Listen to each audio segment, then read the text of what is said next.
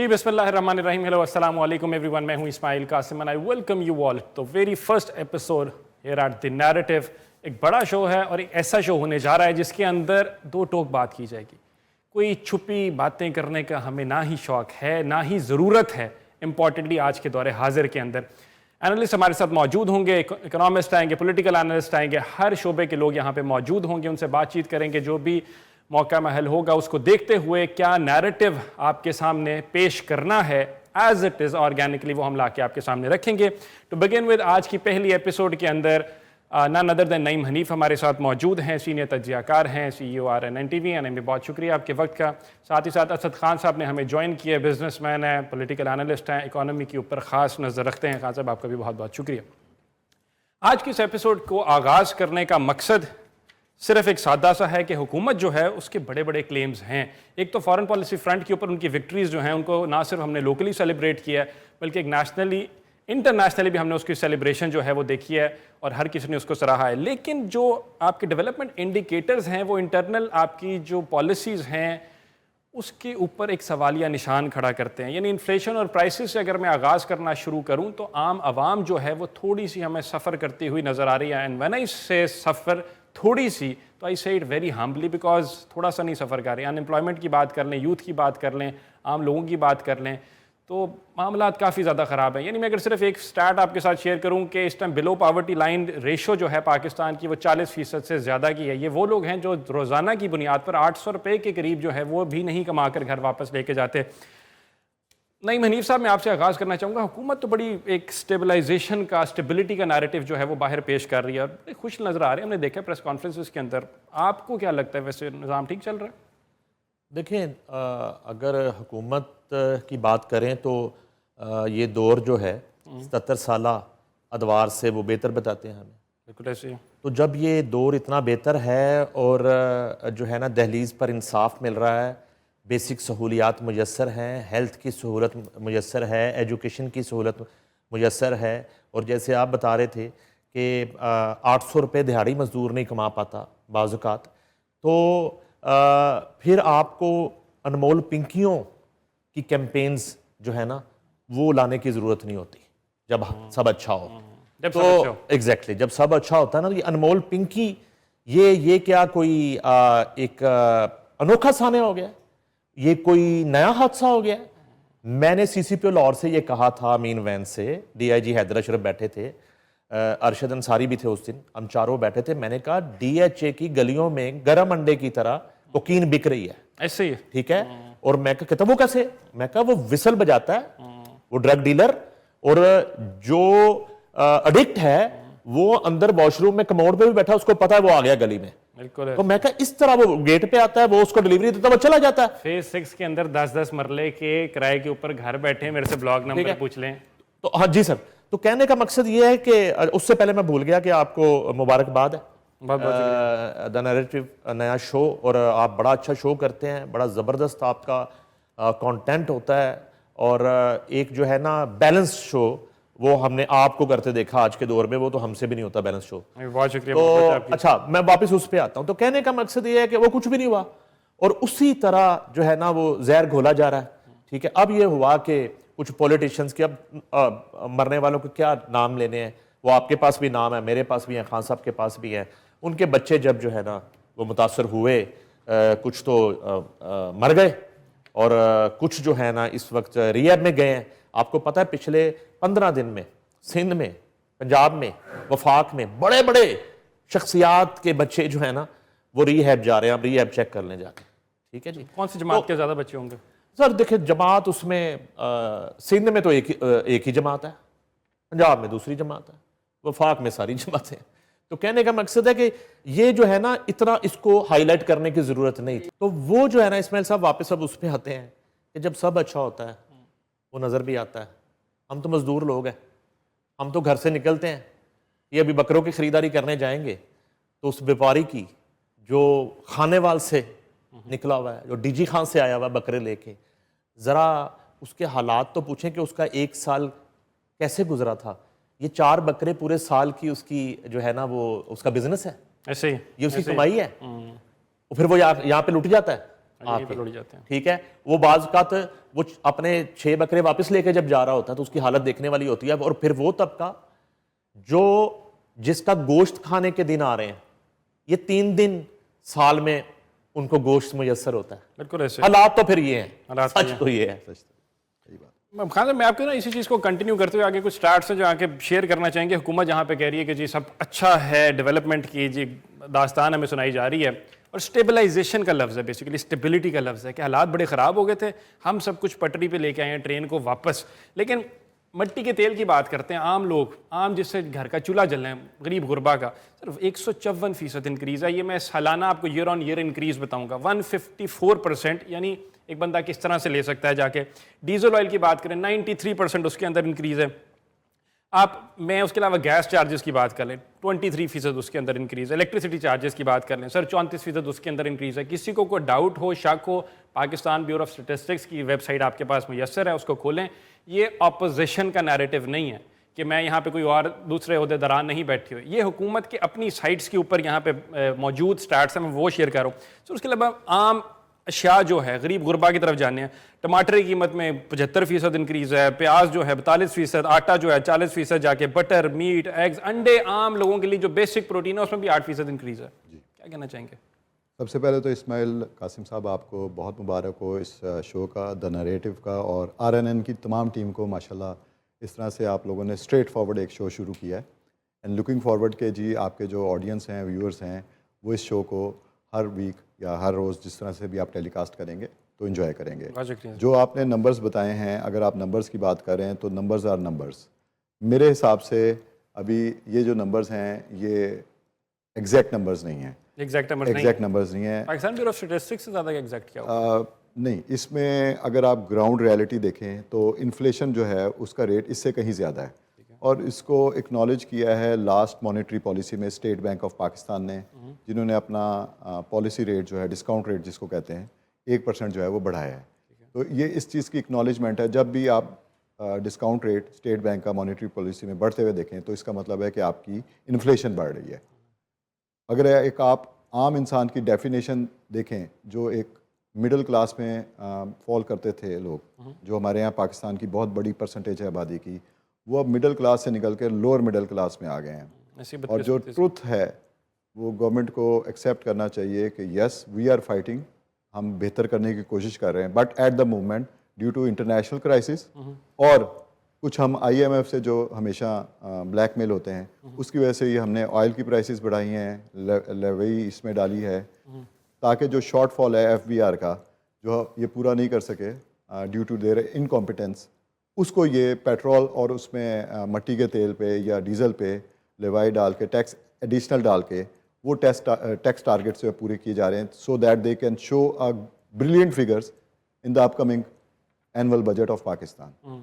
So actual reality ये है कि अगर एक बंदा आज से साल पहले 1000 रुपया भी कमाता था, तो इनफैक्ट एज ऑफ टुडे उसकी प्रेजेंट वैल्यू ऑफ मनी 500 रुपये भी नहीं रह गई है। और जबकि जिस तरह आपने जिक्र किया कि टमाटर का रेट ये हो गया, दाल का रेट ये हो गया, नान का रेट ये हो गया, पेट्रोल का ये रेट हो गया, आप मुझे किसी लॉजिकल तरीके से बता दें, कोई भी गवर्नमेंट हो, चाहे ये कोलाइंस वाली गवर्नमेंट हो या कोई भी गवर्नमेंट हो, वो कैसे एक 40,000 कमाने वाले का बजट, बिजली की कीमत, उसमें बच्चों की फ़ीस, रेंट और ये जो डेली की ग्रॉसरी है उसको गुजारा कर सकेगा। सो आई थिंक सो हमें अपना हाउस जो है, पाकिस्तान को इंटरनेशनल बहुत कामयाबी मिल रही है माशाल्लाह हमें, लेकिन हमें हाउस को इन ऑर्डर करने की ज़रूरत है। और जो पहली इसमें मेरी तशवीश है और जो हम सब की है कि आपने जो वज़ीर ख़ज़ाना बनाए हुए हैं औरंगज़ेब साहब, वो बैंकर हैं, शायद एक्स बैंकर हैं या बैंकर हैं।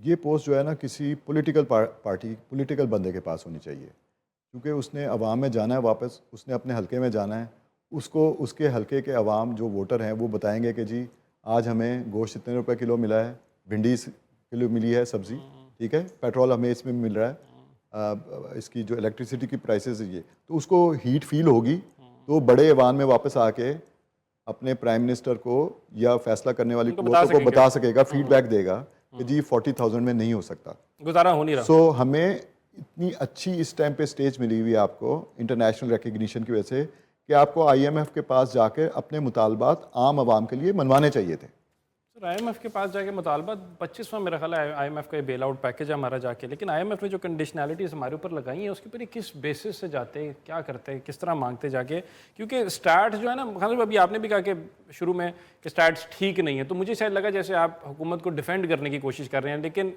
वो स्टैट्स मुझे लगा आपकी गुफ्तगू से शायद इससे ज़्यादा ख़राब हो सकते हैं, इससे ज़्यादा बेहतर तो नहीं, क्योंकि अनएम्प्लॉयमेंट रेट जो है ना, एक आम जो हमें बच्चा है यूनिवर्सिटी से निकल रहा है, यूनिवर्सिटी नहीं भी गया, 21 साल हाई अनएम्प्लॉयमेंट रेट है करंटली। इस्माइल, मैं आपसे ये बात करता हूँ कि ये ब्यूरो स्टैटिस्टिक्स ने आपको डाटा दिया है, इसमें बेस फिगर उन्होंने कौन से हफ्ते की कौन से महीने की लगाई है? जब आपका पेट्रोल हर फ्राइडे को रेट चेंज हो रहा है तो उन्होंने किसी एक फ्राइडे की लगाई होगी, उसके बाद कई फ्राइडे गुजर गए, तो वो बेस जो जिस बेस पे उन्होंने इन्फ्लेशन या अनएम्प्लॉयमेंट वगैरह चीज़ें कैलकुलेट की हैं वो डाउन है।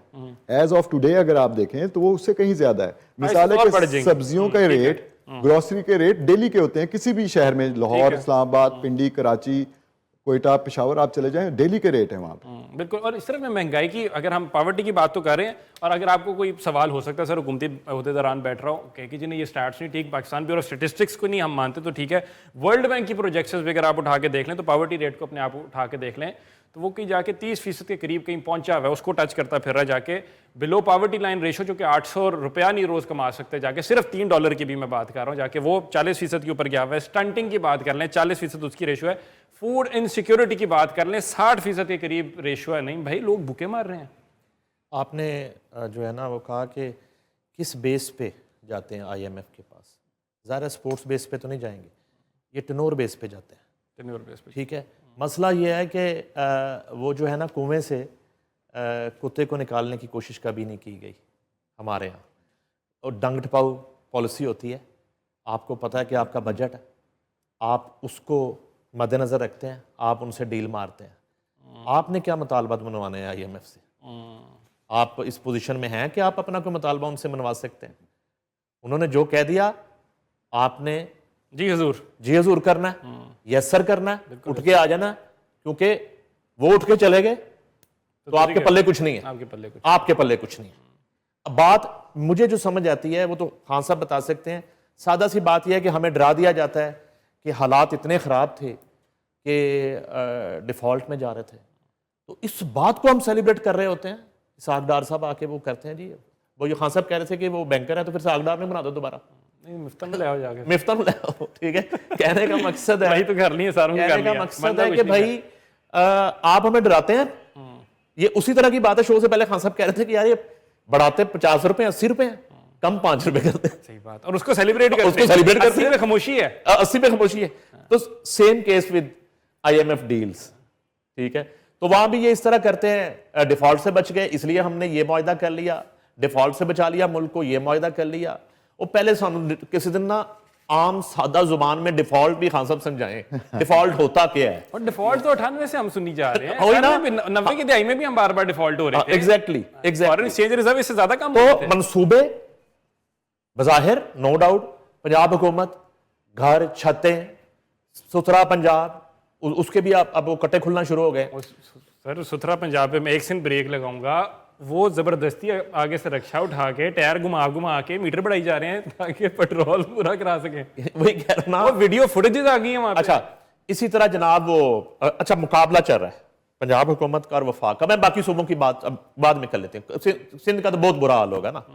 कराची तो बाज़ का हमारा शहर लगता नहीं है। वो JD वैंस वाला नहीं, वो लतीफ़ा चल रहा था कि वो गुजरे तो उन्होंने कहा कि यार वाकई बड़ी तबाही हुई है ईरान में।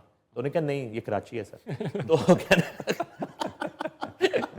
तो कहने का मकसद है वो तो छोड़ देना, और उन्होंने छड़ दो इंफ्रास्ट्रक्चर का जितनी बर्बादी हो गई है। हालांकि वो बिलावल साहब दावा करते हैं कि जी हेल्थ का निज़ाम जो है वो एशिया का बेस्ट हेल्थ सिस्टम है, और वो साइबर नाइफ सबसे पहले उन्होंने लगाई जो घुरकी हॉस्पिटल में, वाकई बहुत बाद में लगी, मगर अदरवाइज वहाँ पे वो वही बडेरा सिस्टम है और वही भेड़ बकरियों की तरह लोग जिंदगियां गुजार रहे हैं, और वही सालाना गोश्त खाने वाला तबका वहाँ पे मौजूद है। नहीं लेकिन भुट्टो जिंदा है, भुट्टो जिंदा, भुट्टो जिंदा, भुट्टो जिंदा। तो अब जो है ना वो इधर आपने नोट किया कि कंपटीशन चल रहा है। सिमिलर प्रोजेक्ट जो है ना प्राइम मिनिस्टर भी वफाक से, अगर वो इधर घर छत उधर भी घर छत, जी इधर घरों पे लोन, उन्होंने भी 1 करोड़ लोन शुरू कर दिया है। तो ये है कि एक मुकाबला चल रहा है, मुकाबला चाह मुकाबले का रुझान है।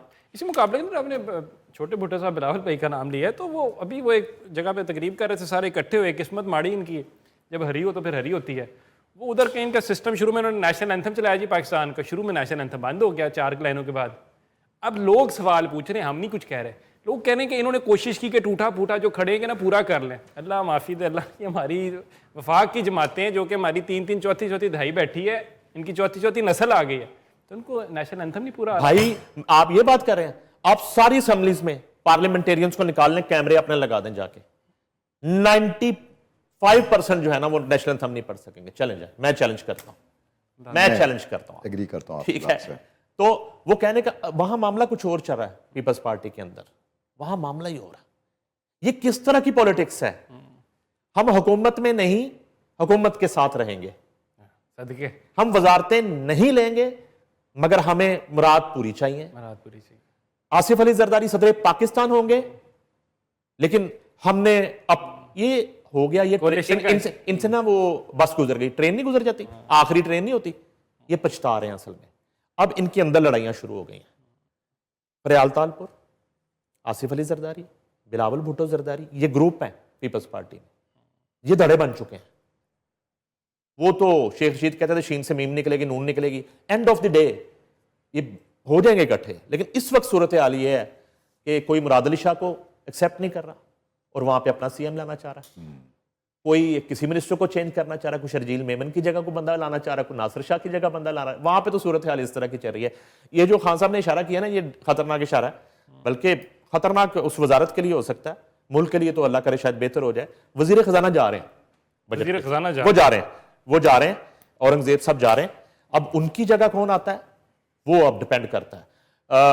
यह ना हो कि भारी जिम्मेदारी जो है, मजीद जिम्मेदारी नायब वजीर आजम पर डाल दें, क्योंकि हमारे पास है ही नहीं भाई उनसे बड़ा चैंपियन इकोनॉमी का, उनसे बड़ा जो है ना इकोनॉमिस्ट है ही कोई नहीं। अब देखें ना, हम बात कर रहे थे, टेररिज्म की बात कर रहे थे थोड़ी देर पहले, बस मैं 1 मिनट आपका लूंगा कि यहां आप आ जाए, नायब वजीर आजम है जी, वो जनाब वजीर खारजा हैं जी, वो जनाब उसके बाद सेनेटर हैं जी, उसके बाद जनाब तमाम तर शहबाज शरीफ साहब के बाद जब तक पीएम सोते हैं वो मुल्क को संभालते हैं, उनके पास जिम्मेदारी है। आ जाएं आप वजारत दाखिला पे आ जाएं, तो आप कह रहे थे कि फिर वाकयात हो गए। ठीक है, वो रुक ही नहीं रही, टेररिज्म रुक नहीं रही, लोग शहीद हो रहे हैं, लेकिन वजह क्या है? वजीर दाखिला के पास इतनी जिम्मेदारियां हैं, वो वजीर दाखिला, वो चेयरमैन पीसीबी है, वो जनाब उसके बाद सेनेटर है, और उसके बाद तेहरान भी उनका साथ जाना जरूरी होता है, हर जगह वो साथ ट्रैवल करते हैं। और मसालती जो कमेटी है उसके भी वो नंबर 2 है, पीएम नंबर 2 नहीं है, ये ज़हन में रखिएगा। वो तो फिर सारे उनके अंदर आ गए ना सर, शोबे दाखिला में सारे आ गए, एशियन क्रिकेट काउंसिल के प्रेसिडेंट भी हैं। तो इतनी जिम्मेदारियां जब होंगी तो एक भी पूरी नहीं होगी, मसला तो ये है। और अगर आपको लगता है कि पूरी हो रही है तो मैं फिर बांग्लादेश की टेस्ट सीरीज आपके सामने खोल के ले आऊंगा। यार ना करें, अल्लाह का वास्ता, मैं खोल के सामने ले आऊंगा। ईद आ रही है, कोई अच्छी खबर, वो डिप्रेशन हो जाता है यार, बांग्लादेश से हार गए, व्हाइट वॉश हो गया है। सर बुरानी मौसम में बुरानी मनाना आपने, लेकिन 4 कंसेक्यूटिव टेस्ट मैच बांग्लादेश से, अल्लाह माफ करे 23 साल लगे हमारे भाइयों को हमें मैच हराते। खान साहब आपने क्रिकेट को बड़ा सपोर्ट किया जिंदगी में, बड़े बड़े प्लेयर्स को सपोर्ट किया है, आपके लगाए हुए पौधे खेल रहे हैं इस वक्त अल्हम्दुलिल्लाह। ठीक है, तो आपको इतनी 9 हुआ टाइम है तो थोड़ा क्रिकेट में तुसी संभाल लो। नहीं, वो अभी ईद के बाद ना ऑस्ट्रेलिया के साथ हमने मैच रखे हुए वनडे, इंशाल्लाह वो जीत जाएंगे सर। वो देखे ना 3 वनडे, इंशाल्लाह वो भी जीत जाएंगे। मैं ऑस्ट्रेलिया जीत जाएगी? नहीं सर, इधर आ रहे हैं ना, इधर आ रहे हैं। नहीं, हम कैसे जीत जाएंगे बड़े वनडे में? नहीं, हमें नहीं सर, हमें आदत नहीं है ये सुनने की कि हम जीत गए हैं। प्लीज यार, हमारी एक आदत बन गई है, हमें सुनना है कि पाकिस्तान हार गया। हम तो आधा मैच देखते हैं और सो जाते हैं कि पाकिस्तान हार गया। सर ये नैरेटिव प्रोग्राम है, इसमें मैं नैरेटिव बना रहा हूँ कि ईद के बाद खुशी मिलेगी मैच जीतने की, अगर नहीं हार गए तो कोई और टीम को बुला लेंगे या चले जाएंगे। नरेशन इधर बुला के ना बड़े सीनियर खिलाड़ी जब ना आए, छोटी टीम आती है आपकी गजाफी की, फ्लैट फट्टा विकेट पे, सीमट विकेट पे मैच खिलाते हैं आप जाके अपने घर के अंदर, फिर वहां पे बापजी से स्कोर करवाते हैं और आप जीतते हैं। हम कहीं वर्ल्ड चैंपियनशिप से बाहर तो नहीं हो रहे? टेस्ट में आपको ज्यादा नॉलेज है सर। वर्ल्ड टेस्ट चैंपियनशिप का तो हम 8वें नंबर पे आ गए हैं, बाहर हो चुके हैं। 8वें, वो तो पहले और दूसरा नहीं खेलना होता है, उसमें हम 8वें नंबर पे हैं। सुभान अल्लाह, कर लो गल फिर। तो तो खैर उसकी तो हम मैं क्या ही आपसे मतलब ये ना भी ऐसी गुफ्तगू है कि आप इसलिए ये जो डिवाइडेड पॉलिसीज हैं आपकी, ये मामला जो है बड़ा ज़्यादा ख़राब तो है। मुल्क की इकोनॉमी जो है ना, उसके हालात क्रिकेट जैसे, उनकी इकोनॉमी के हालात क्रिकेट जैसी हैं, फिर क्या करें इसके अंदर? बात इतनी सी है। उससे ख़राब है। उससे ख़राब है? अच्छा, क्रिकेट से ज़्यादा ख़राब है? क्रिकेट से इसलिए ज़्यादा ख़राब है, क्रिकेट देखने वाले पाकिस्तान में लेट से 60% होंगे, 70% होंगे। इकोनॉमी जो है वो आपकी तो असरअंदाज होती है 100% अवाम पे। बिल्कुल ऐसे ही है। तो ये फ़र्क है बस। अब आप देख लें क्रिकेट को कहाँ तक पहुँचाना चाहते हैं या इकोनॉमी को क्रिकेट के बराबर लाना चाहते हैं। फिर ये तो लेकिन अपना कंपैरिजन करते हैं कि जाके जी जंग का मामला हो गए, अक्सर ना आजकल ये भी कहते हैं साथी हुकूमती अहदेदारान से किसी बैठ के आप पूछे ना, हालात ठीक नहीं जा रहे गरीब गुरबों, कहते हैं जंग लगी है जी, जंग लगी है, हम फॉरेन पॉलिसी फ्रंट पे खेल रहे हैं, बड़े खुश हैं जाके। लेकिन अगर आप जाके जीडीपी ग्रोथ रेट को देखते हैं जो कि हमारा बेरली जिंदा है, मुश्किल से चल रहा है जाके, उसके अंदर बांग्लादेश भी हमसे आ गया सर, उसमें इंडिया भी हमसे काफ़ी आ गया, तो कंपैरिजन वहाँ पे भी नहीं बनता। इंडिया के साथ तो कंपैरिजन हमारा बनता नहीं है कोई, क्योंकि वो एक 1.5 अरब की आबादी का मुल्क है और उसको कंपेयर करना चाहिए चाइना के साथ या किसी और के साथ। हाँ, जिस फील्ड्स पे हम उनको कैलकुलेट कर सकते हैं, जैसे हमने मार्का हैक जीता था, वहाँ पे हम उनसे आगे हैं। बिल्कुल ठीक है। बांग्लादेश से आप कंपेयर करें तो बांग्लादेश ने पिछले 35 सालों में 35 ईयर्स में आई थिंक सो अपने एक्सपोर्ट बेस्ड काम किया है और अपने एक्सपोर्टर्स को बहुत सारी उन्होंने आज़ादियाँ दी हैं, उनको डिस्काउंट रेट पे इलेक्ट्रिसिटी मिलती है, इस तरह की कुछ आज़ादियाँ दी हैं। पाकिस्तान अनफॉर्चुनेटली कभी डिसाइड ही नहीं कर सका कि हम एक एग्रीकल्चर मुल्क हैं या हम एक एक्सपोर्ट बेस्ड मुल्क हैं, जहाँ पे बेशुमार आपके पास क्रॉप्स और वैल्यू एडिड प्रोडक्ट्स अवेलेबल हैं। तो पाकिस्तान को एज ऑफ टुडे 2026 जून में डिसाइड करना पड़ेगा कि हमने दुनिया में अपने तरक्की के सफ़र को कैसे आगे बढ़ाना है। और ये कोई इतनी बड़ी रॉकेट साइंस नहीं है, इसमें इतने अच्छे अच्छे दिमाग पाकिस्तान में मौजूद हैं, डिसीजन मेकर मौजूद हैं, जो आपको बता सकते हैं कि इन मामलात में बेहतरी कर लें। आपका मुल्क अगले 3 सालों में बांग्लादेश, इवन अगर आप कंपेयर करें तो बहुत सारे मुल्कों में, इंडोनेशिया, मलेशिया, इस टीयर के मुल्कों के साथ आप मुकाबला कर सकते हैं, जिसमें आपको अपनी एक्सपोर्ट को बढ़ाना है, स्किल लेवल अच्छा करना है। पाकिस्तान में सेहत, एजुकेशन सेक्टर पे आपने थोड़ा सा फोकस करना है, और जो आपकी यूटिलिटीज़ हैं, जो आपने महंगे रेट्स पे आपने IPPs के साथ सौदे किए हुए हैं, आप कैंसिल कर दें। आप वही 3 रुपये का, 4 रुपये का, 5 रुपये का, चले 10 रुपये का यूनिट दें गरीब आवाम को, सनती इदारों को, तो आप देखें आपका मुल्क कैसे फ्लरिश करेगा। इस मुल्क में नौजवानों की तादाद, इस मुल्क में सलीकामंद लोगों की तादाद, इस मुल्क में मुआशियत को समझने वाले लोगों की तादाद, इस मुल्क में मुल्क को बेहतर तरीके से आगे चलाने वाले लोगों की तादाद बहुत ज़्यादा है, और लॉयल्टी मौजूद है हमारे यहाँ।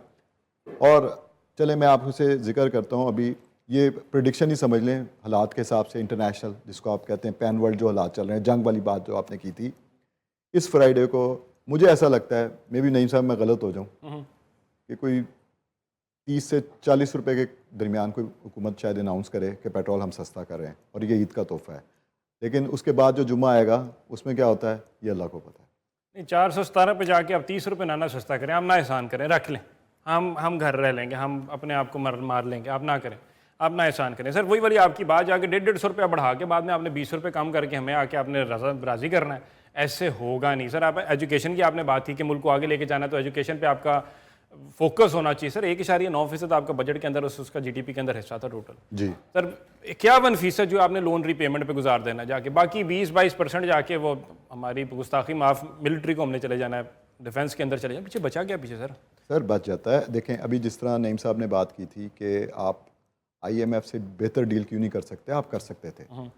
ये कुछ मौका था जहाँ पे आपके साथ 7-8 इस्लामी मुल्क खड़े थे और आपको दुनिया की अकेली सुपर पावर की आशीर्वाद हासिल थी, तो आपको अच्छा बारगेन करना चाहिए था। IMF को उन्हें कहना चाहिए था कि ये जो आपके टारगेट्स हैं इसको पेंडिंग कर दें। औरंगजेब साहब को इसी की सजा मिल रही है, इसलिए जा रहे हैं।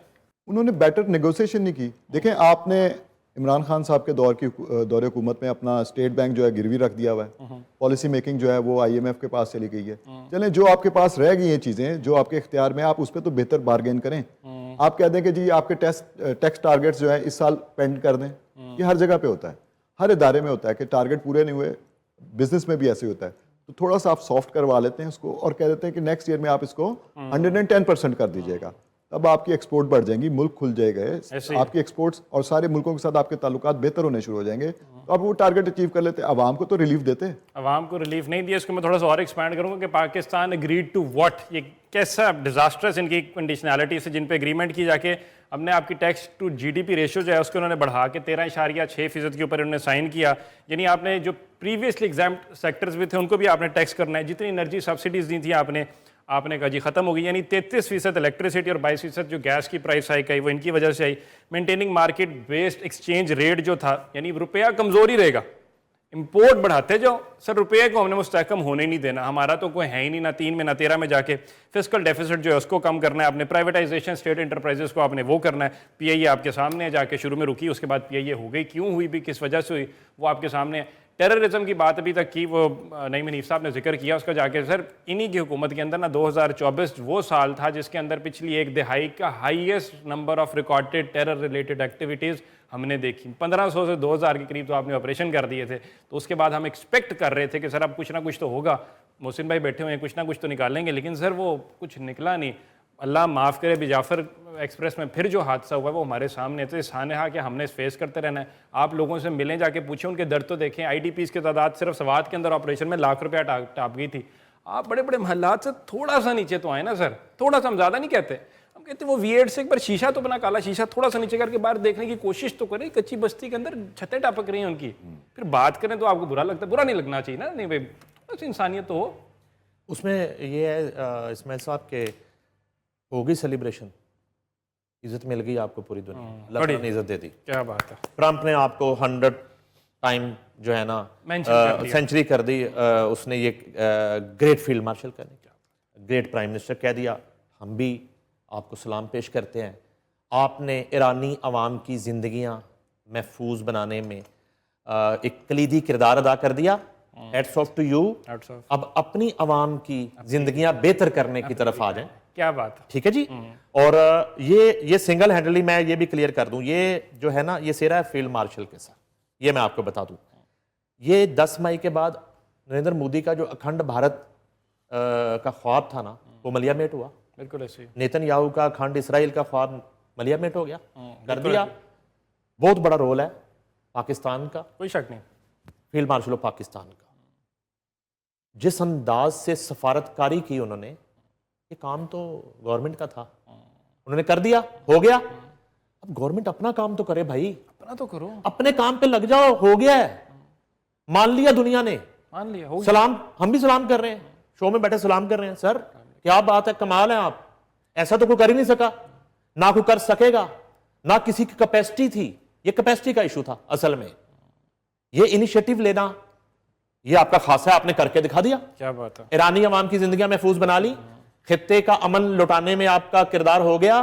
खित्ते के लोगों की जिंदगियां, दुबई वापस आएगा, कतर वापस आएगा, बहरीन जो है ना वहां पे फ्लाइटें उड़ना शुरू हो जाएंगी, अमान के हालात बेहतर हो जाएंगे। उसमें आपका रोल है। पाकिस्तानी अवाम की जिंदगियां कब बेहतर होंगी सर? ये भी अवाम है सर, कब बेहतर होंगी? हो जाए मसालत एक, क्या बात है, हो जाए चार्टर एक, क्या बात है, चार्टर ऑफ नेशन हो जाए।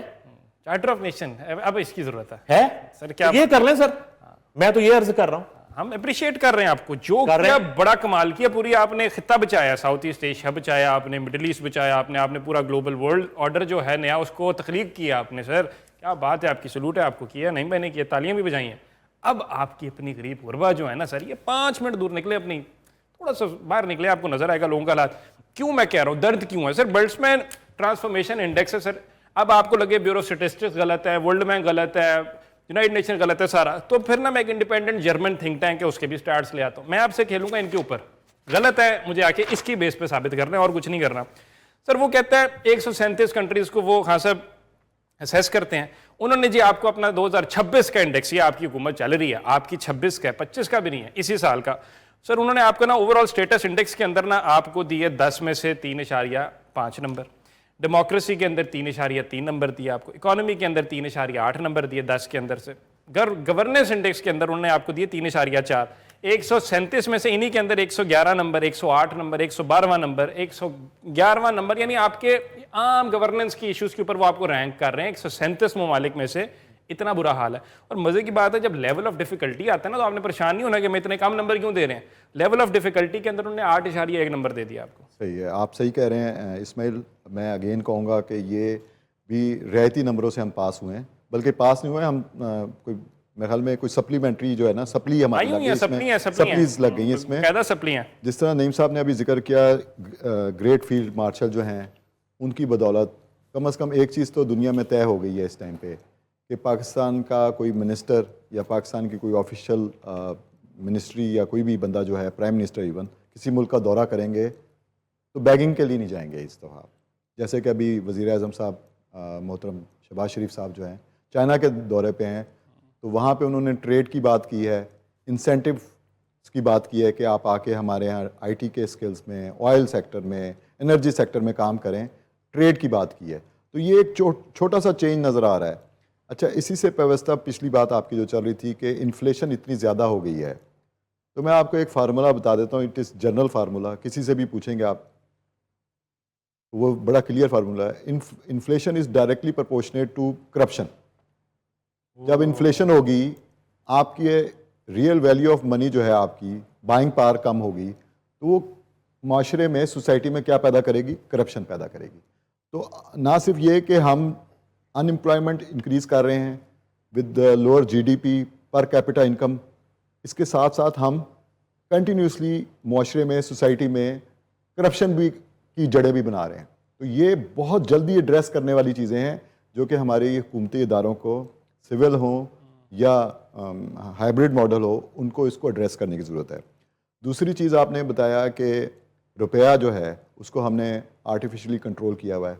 इसके भी सीधे सीधे फार्मूले होते हैं। गवर्नमेंट को चाहिए कि आज अनाउंस कर दे कि कैश होल्डिंग, ज़्यादातर आपको पता है डॉलर में ही होती है हमारे यहाँ, कैश होल्डिंग किसी के घर में, लेट से कोई एक फिगर दे दे, मैं एक एजम्पशन के तौर पे कह रहा हूँ, लोगों के आप घर चेक करें, कराची, डिफेंस, लाहौर में, गुलबर्ग में होल्डिंग्स रखी हुई उन्होंने, दीवारें खोलें उनकी सब। आप एक अनाउंसमेंट कर दें कि जी जिस तरह पीरा फोर्स बनाई, इस तरह की कोई फोर्स बना के कि $1 लाख से ज़्यादा कोई होल्डिंग घर में नहीं कर सकता, बाकी सारे लोग बैंक में जमा कराएं। और ये इसकी डेडलाइन है, लेट से 31 दिसंबर 2026। देखें आपके पास आपका बैलेंस ऑफ पेमेंट कहाँ पहुँचता है, आपके ज़खायर जो हैं लोकली प्राइवेट कमर्शियल बैंक्स में कहाँ पहुँचते हैं। आई कैन गारंटी यू जितने मौजूद हैं अभी उससे डबल हो जाएंगे। तो ये छोटे छोटे से इंतजामात हैं जो मुल्क की इस्तेलाहात के लिए आपको करने पड़ेंगे। इसके अलावा आप मिनिस्टर्स की ड्यूटीज़ लगाएं कि वो वीक में एक दिन चलें। इन्होंने वर्क फ्रॉम होम कर दिया, जुम्मा, हफ्ता, इतवार, 3 छुट्टियां दें। जुम्मे का दिन आप आवाम में गुजारें, मार्केटों में गुजारें। नहीं तो वो इलेक्शन में गुजारेंगे ना, जाके जब इलेक्शन होंगे ना, आएगा, अभी से चले जाए आवाम में। ऐसे कैसे? वो तो जब जलसे करने होंगे तब जाएंगे ना सर, इनको वोट लेने के लिए। नईम साहब, इनको जलसों की अब मौका नहीं मिलना। मैं आपको यही बात बता रहा हूँ, इनको जलसों का मौका नहीं मिलना। इनको खाने पीने की रेस्टोरेंट्स में जगह नहीं मिलनी बैठने की। तो बेहतर है कि उस टाइम से डरें, इस्तेलाहात करें, अपना हाउस इन ऑर्डर करें, और ये जो मुआशी दहशतगर्दी मुल्क में फैली हुई है उससे अपने आप को दूर करें। और जहां आपने पहले बात की थी कि हमने बहुत सारी सेलिब्रेशन की, अभी 28 मई जो है योम तकबीर आ रहा है, उसकी मैं समझा 28वीं तरमीम कहने लगे। मेरे भी कान खड़े हो गए थे, मेरे भी कान खड़े हो गए थे। कुछ मैं कहा तेरे को लगता खबर है, खबर आ गई, खबर आ गई। नहीं, 28 मई को हम योम तकबीर मनाएंगे। माशाल्लाह पाकिस्तान ने उस दिन एटॉमिक पावर का दर्जा हासिल किया था, वो ठीक है, मनाएं। और जहाँ ऑपरेशंस मुख्तलिफ हमारे सर्जेंसी लगी हुई है 2-3 एरियाज़ में, साउथ बलूचिस्तान में और KPK में, तो उसमें फील्ड मार्शल की क़यादत में और वज़ीर आज़म की मशावरत से डेफिनेटली होता होगा। पाकिस्तान के दोनों ऑपरेशंस बहुत अच्छे से जारी हैं। ये देखें, जब कोई चीज़ दम तोड़ रही होती है, जैसे मोमबत्ती बुझ रही होती है तो फ्लेयर अप होती है, इस तरह से ऐसा लगता है कि ये जो फितनतुल हिंदुस्तान और ख्वारिज जो हैं, इनके ये आखिरी दमों पे हैं। तो ये नज़र आ रहा है कि ये ऑपरेशन कामयाबी से हो गए हैं, और फ़ौज की और सिविलियन लोगों की जो कामयाबी की जो शहादतें हैं, कुर्बानियाँ हैं, चाहे वो किसी भी तरीके से दी हैं, और उन माओं को सलाम। तो ये इंशाल्लाह मुझे ऐसा लग रहा है कि बहुत जल्दी इसी साल हम इसमें कामयाबी हासिल कर लेंगे, और पाकिस्तान का, चाहे वो बलूचिस्तान का सूबा हो, सिंध का सूबा हो, पंजाब का, खैबर पख्तूनख्वा या गिलगित बल्तिस्तान, तमाम अमन का गहवारा बन जाएंगे। और आपको फिर साथ टूरिज़्म को प्रमोट करना पड़ेगा। टूरिज़्म को प्रमोट करना चाहिए। नहीं नहीं सर, मैंने अभी करप्शन का लफ्ज़ आया यहाँ पे, तो मेरे पास जी कोई दूर की मैं बात नहीं करता, कोट करता हूँ, शाहिद खाकान अब्बासी साहब आए अभी और उन्होंने मुझे बैठ के कोट अन कोट, वो और मिफ्ता इस्माइल साहब दोनों की मैं स्टेटमेंट्स कोट अन कोट कह रहा हूँ, कहते हैं तो मैं आपको उनके शोज़ हमारे साथ बैठ के जो गुफ्तगू है वो भी दिखा दूंगा आपको, रिकॉर्डेड है। उन्होंने कहा जी तारीख की जो सबसे ज़्यादा करप्शन है ना वो इस टाइम हो रही है पंजाब के अंदर। उन्होंने कहा हम होता ये था कि हमने भी पंजाब में वक्त गुजारा है, हम तो रही पंजाब के अंदर है सारी ज़िंदगी। तो उन्होंने कहा पहले जो था ना आपका जो एक कमीशन का रेट होता था वो कोई 5-7% होता था, फिर बढ़ के जाके वो 10% पे चला गया। कहते हैं बुजदार के दौर के अंदर ही कहते हैं बड़ी करप्शन थी, मैं मानता हूँ, सब मानते हैं जी थी करप्शन, वो भी 10-12% के ऊपर ना वो गया था आपका कमीशन। उन्होंने कहा अब मैंने कहा कितने बढ़ गए, क्या 20% हो गए, 30 हो गए, 40 हो गए, 50 पे मैं कहा तो लूट के खा जाएंगे। तो उन्होंने कहा नहीं आप ये बड़ी टेक्निकल तरीके से ना एक स्ट्रक्चरल करप्ट मॉडल ले आए हैं, वो स्ट्रक्चर के अंदर उन्होंने इंस्टिल कर दी कि करप्शन करनी के इस एतबार से। यानी मैंने कहा इसका तो मतलब है इस वजह से पूरा पंजाब उखाड़ा हुआ है, पूरा लाहौर जो फटा हुआ है जिस गली में जाओ सड़क। तो उन्होंने कहा जहाँ पे अपने चाहने वाले हैं वो ठेके भी उन्हीं को देंगे, उसी एतबार से देंगे। लेकिन उन्होंने कहा जिस टाइम इनको जब पकड़ना हुआ इस हुकूमत को, वो पकड़ी जाएगी हुकूमत करप्शन की वजह से। अच्छा, ये तो देखें शाहिद खाकान अब्बासी के दौर में भी मामला यही था, मिफ्ता के होते हुए भी मामला यही था। और वो क्या BRT किस बला का नाम है, वो KPK में क्या स्कैंडल था बसों का। और सिंध की मैंने सूरत हाल आपको बताई, पंजाब की देखें, ख्वाजा आसिफ साहब एक ट्वीट करते हैं कि हज़ारों की तादाद में ब्यूरोक्रेट्स जो हैं वो पुर्तगाल में प्रॉपर्टियाँ ख़रीद रहे हैं या वहाँ पे इन्वेस्टमेंट कर रहे हैं और पैसा बाहर लेके जा रहे हैं। तो क्या हुआ उस ट्वीट का? उस पर कोई कमेटी बननी चाहिए थी ना, उस पर कोई इंक्वायरी होनी चाहिए थी। उसी से जुड़ी मिसाल ले लें, एक करैक्टर गिरफ्तार हुआ था सियालकोट से, इकबाल संघेड़ा। कहाँ है संघेड़ा साहब से कोई है आपका बात हुई? किधर है वो सर, किधर है? क्या बात? और वो किसकी शिकायत पे हुआ था? वो हुआ था CA गालबन CA बैट और CA हाउसिंग सोसाइटी के मालिक की शिकायत पर ये हुआ। मुतजाद इतलात आई कि मियां नवाज शरीफ साहब को लंदन से किसी ने अप्रोच किया और उन्होंने जब चेक किया तो संघेड़ा ये कर रहा था, वहां पे करप्शन कर रहा था। संघेड़ा चुप के एंटी करप्शन को दिया, लाहौर ले आए सुहेल जफर चट्ठा। और उसके बाद क्या हुआ? अभी ऑपरेशन हो गया उस सोसाइटी के खिलाफ, संघेड़ा बार CA हाउसिंग सोसाइटी सियालकोट के खिलाफ ऑपरेशन हो गया, अब उसको सील कर दिया गया लास्ट वीक। तो मामला तो ये है, मामला ये एक इशू अगर चले, मैं कहता हूं कि उस दिन ख्वाजा साहब को हमने तो बड़ा अप्रिशिएट किया सबने यार, वेरी गुड यार, ख्वाजा बाउसूल आदमी है, बड़ा दिलगुर्दा दिखाया। ठीक है, बड़ा दिलगुर्दा दिखाया यार। ख्वाजा ने कौमी असम्बली के फ्लोर पे खड़े होकर बात कर दी यार, कमाल हो गया। और ख्वाजा आसिफ इस तरह की तकरीर करते रहे। फिर क्या हुआ? वो कहाँ चली गई वो कहानी सारी? ख्वाजा साहब ने नींद में बात कर दी थी, होश में की थी? क्या हुआ? किसने बुलाया था लाहौर? कहाँ मीटिंग हुई थी? क्यों रोका गया था? तो फिर बड़े बड़े नाम हैं आपकी पंजाब की ब्यूरोक्रेसी के, कितने अरसे से हम सुन रहे हैं कि इनको घर भेजा जा रहा है, इनको पकड़ा जा रहा है, सबूत आ गए हैं, क्यों नहीं किया जा रहा? क्या वजह? बढ़िया, बड़े बड़े अच्छे सवाल है। अच्छा, उसमें यह है कि मैं कहता हूं कि जीरो टॉलरेंस है जी करप्शन के हवाले से। खवातीन जो हैं वो क्या रेड लाइन कहते हैं उसको? रेड लाइन जी, CM की रेड लाइन है, CM साहबा की रेड लाइन है। CM साहिबा बड़ी दयानतदारी से, ईमानदारी से लेग वर्क कर रही हैं, बड़ा काम कर रही हैं, मगर उनकी नाक के नीचे अगर ये सब कुछ हो रहा है तो वो जिम्मेदार है। उसी तरह से जैसे आप अडयाला वाले साहब के बारे में बात करते हैं कि जी उसके दौर में जो है ना वो फरागोगियों ने, बुजदारों ने और मोनोसलाइयों ने अरबों डॉलर के जहाज उड़ाए यहां से, वो ले गए बाहर, तो जिम्मेदार ठहराते हैं ना आप उसको? बिल्कुल ऐसे ही, 100%। सारे 190 मिलियन पाउंड केसेस नहीं है, बराह रास्त सारे केसेस में इमरान खान की इन्वॉल्वमेंट नहीं है, मगर बुजदार को लगाना सबसे बड़ी करप्शन है।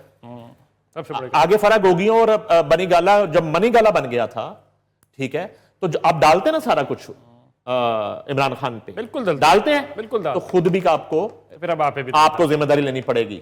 अगर आपकी नाक के नीचे हो रहा है, अभी हुआ है, अभी ये जो फिल्म फंड्स दिए गए 3-3 करोड़ रुपया, वो 28 में से 10 या 11 ऐसे लोग हैं जिन जो क्राइटेरिया पे पूरा नहीं उतरते। पेपरा रूल्स सुने में, पेपरा रूल्स में ये सारे अंदर चले गए थे नैब में, ये फेस्टिवल नैब में चले गए, ये राना मशहूद पे केसेस, वो DG उस्मान अनवर जेल में, और पूरे का पूरा हर चीज, और हमजा के खिलाफ वादा माफ गवाह बन जो उड़ा दिया सबको। तो अब क्या हुआ, अब क्या ये फॉलो ही नहीं हो रहे, और तमाम जगह ऐसे ये मामला, तमाम जगह। अभी कल परसों पता नहीं कौन सी कैंपेन, कोई सीएम साहब ने कहा कि अवेयरनेस कैंपेन है गालबन, ये ईद के हवाले से, सफाई के हवाले से, तो वो मैं हंस रहा था, तो मैं कहा ये आ गई अवेयरनेस कैंपेन, ये किसको मिलनी है, मेरिट पे मिलेगी, कौन देगा, कितना कट होगा, क्या होगा, ये चीजें चेक करने की जरूरत है सर। सर बहुत कुछ चेक करने की ज़रूरत है, बहुत से सवालात हैं, बड़े आम कैजुअल। इसमें मेरा आपसे एक सवाल है, जी जी। आप इस हुकूमत को, चाहे वो प्रोविंशियल्स हैं या नेशनल हैं, आप इसको अवामी हुकूमत समझते हैं? सर अवाम की हुकूमत 45 पे होती है, 47 चलें थोड़ी- अजम्पशन ले लेते हैं कि अवामी हुकूमत है। ठीक है।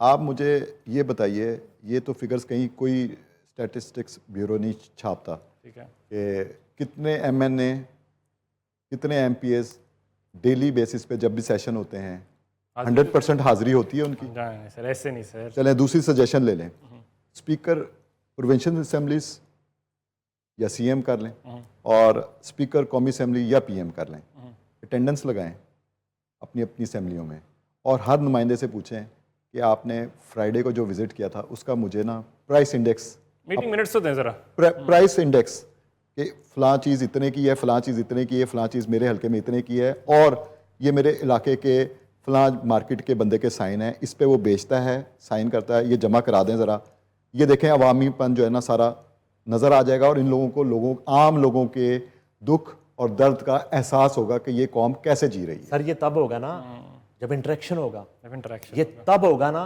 जब इस जिम्मेदारी को महसूस किया जाएगा, तब होगा कि प्राइम मिनिस्टर अपनी पार्टी के पार्लियामेंटेरियंस को वक्त देंगे मिलने के लिए, तब होगा जब वुज़राए आला अपनी ही जमातों के पार्लियामेंटेरियंस को मिलने के लिए वक्त देंगे। मुलाकात खान साहब नहीं करते होती इनकी। चलें एक ग्रेड नीचे ले आए ना, मैं ये तो कह रहा हूं, ये उनकी रिजर्वेशन है, उनसे मिलने तो सही के अंदर टाइम ही नहीं देते, टाइम ही नहीं मिलता है। अच्छा वो मिलेंगे तो उनसे सवालों जवाब होंगे ना, जी जी, वो मिलेंगे तो हल्के की सूरत हाल बताएंगे ना, जी। तो जब उन्हें पता मुलाकात नहीं, सानू किसी ने पूछना ही नहीं, वो हल्के में भी नहीं जाएंगे।